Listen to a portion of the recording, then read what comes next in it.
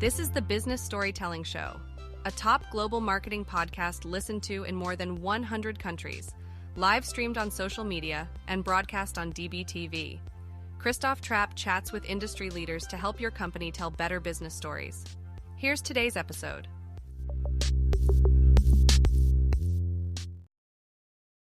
Hey, business storytellers. Christoph Trapp here. This is a bonus episode of the Business Storytelling Show. Thanks for joining me. We're talking about, is press release link building worth it?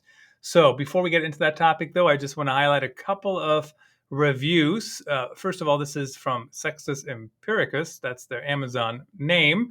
I'm seeing a lot more reviews on Amazon, so really appreciate people taking the time on that newish platform for podcasts to leave their reviews and help us let people know how much you enjoy the show. This one says, did an interview with Christoph a few weeks ago, and it was a blast. Would highly recommend him to anyone who wants to either have a good conversation or to listen to one. So definitely appreciate that. And if you want to be a guest on the show, feel free to send me your pitch, ctrap@gmail.com. So then we have Karen Bright, who also was a guest on the show a few weeks ago. And she left a review on Podchaser. So just something to keep in mind. You can leave reviews on all these different places. I actually have an article on ChristopHTrapp.com where I share all the different places you can leave podcast reviews, not just for my podcast, but for really any podcast that you want to give them a shout out and tell them how much you appreciate them. Karen Bright says, this is a top-class podcast that covers just about every conceivable aspect of marketing. Christoph is a knowledgeable and engaging host. The episodes are long enough to delve into each topic in some detail, but short enough to retain your interest. I thoroughly recommend giving his podcast a listen. Really appreciate that, Karen Bright. So today, let's talk about, is press release link building worth it? So it's interesting to me when it comes to press releases, I am old enough that I've grown up in the world of when press releases were actually faxed to newsrooms.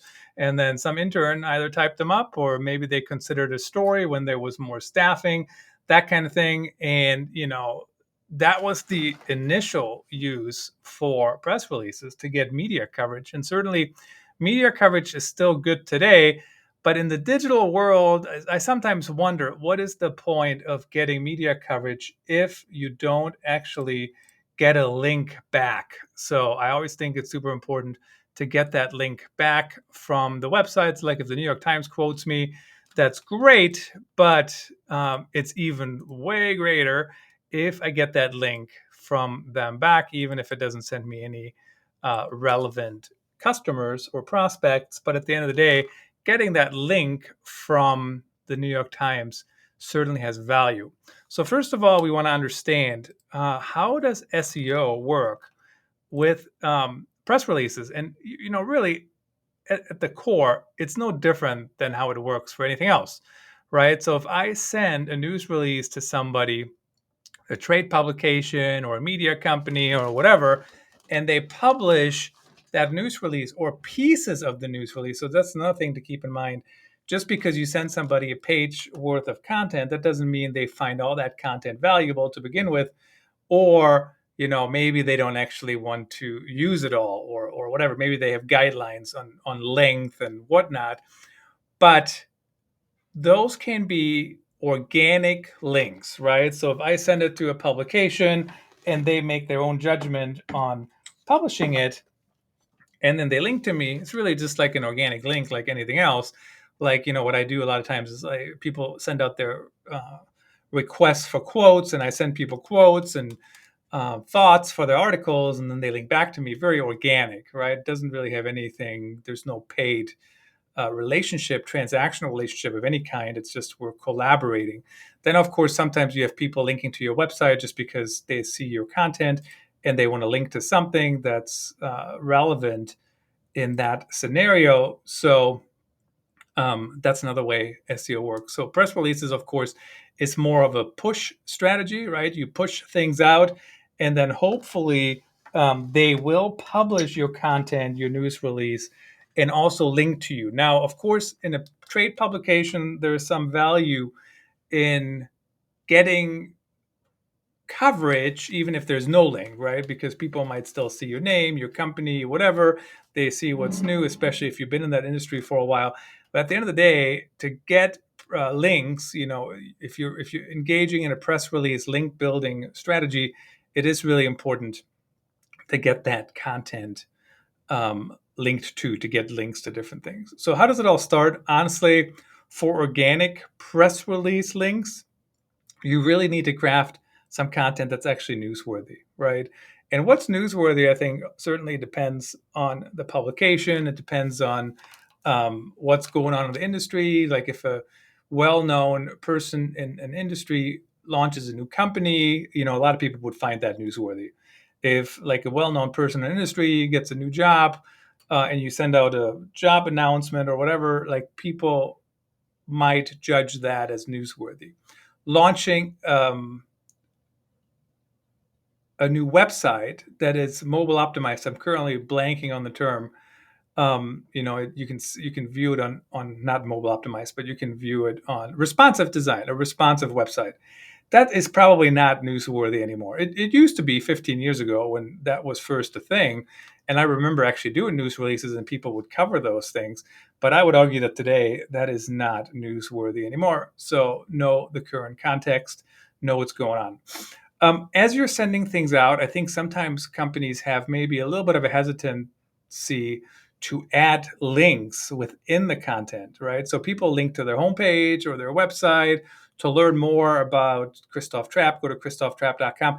And that's fine. I mean, that's a link. But the other thing is when you're mentioning certain things, link to them, right? So if I'm saying christophtrapp.com rolls out this new service line and now does whatever, and I have a page that talks about that, link to that page. If you have an article that discusses the topic in more detail, link to that article page, that post page. And that's, I think, a nice way to get additional links and get meaningful links and not just necessarily to the website. So just something to keep in mind. That's an easy way to do that. And sometimes people say, well, press releases traditionally don't have links within the body. Well, traditionally press releases used to be faxed. So I mean, seriously, right? So what's traditional is not necessarily what works when it comes to getting links and whatnot. So consider that. Then think about who to send it to. So if you have a list already for your industry, send it to them, email it to them.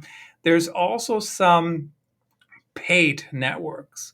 So the problem with paid networks, if you're paying for a link and it's clear that it was a paid engagement, make sure that people know, not make sure that people know, but make sure you understand that that link might not be worth as much as an organic link for organic traffic, for Google rankings, for that kind of thing. So just something to keep in mind is if you distribute it through a paid service, that link might not be worth as much as that organic link from the trade publication or whatever. So something to keep in mind. Sometimes those paid news release networks, they do have a lot of traffic. They do have a lot of domain authority, so it could work. But you kind of want to look at what is the cost, what's the payoff, is it actually going to work? So then at the end of the day, use a tool like Ahrefs or something like that and see what links are actually counting, what links are actually, or not counting, but what's actually showing up. And is it worth it or not? And is it helping your own domain authority? Now, I know people say Google does not look at domain authority, and that may be true, but it's still a good indicator to see whether or not people are linking to you and how it's showing up. So think about those things. I think a good mix is probably the way to go. Personally, I focus on organic strategies for the most part. So if I can get 10 links and they're all organic and don't get any paid links, I'll save that money, use it for something else. I think that's usually how I would go about it.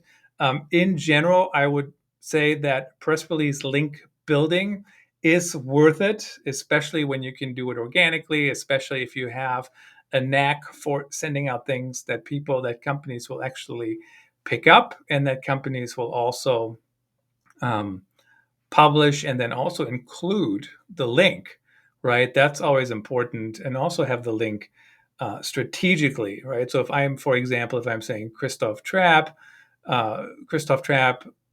your content consultant, blah, blah, blah. And if I want to rank for content consultant, maybe I should offer them the link for Christoph Trapp, your content consultant, that whole thing, and not just, my name, which is traditionally, I think, what people would do. So overall, I think the answer to is press release link building worth it is yes, but you have to do it strategically. You have to send it out to the right media companies. Maybe some bloggers want to cover it, depending on what your company does, who you are. Maybe there's people in the industry that want to cover things like that. Don't be surprised if they come back to you and ask for a payment. That's typically what I do when companies come to me and they say, hey, can you publish this? And I say, here's the fee to get that published.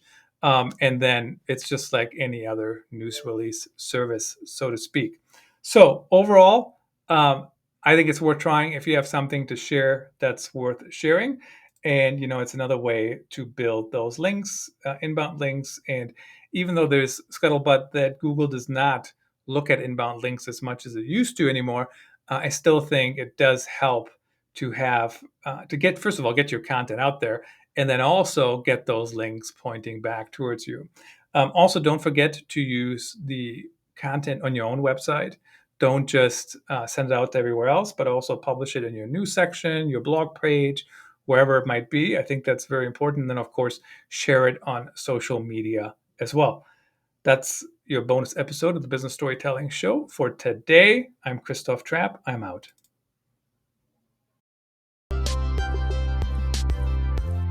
Thanks for tuning in. Please rate and review the Business Storytelling Show on your favorite podcast platform and subscribe so you don't miss the next episode. See you then.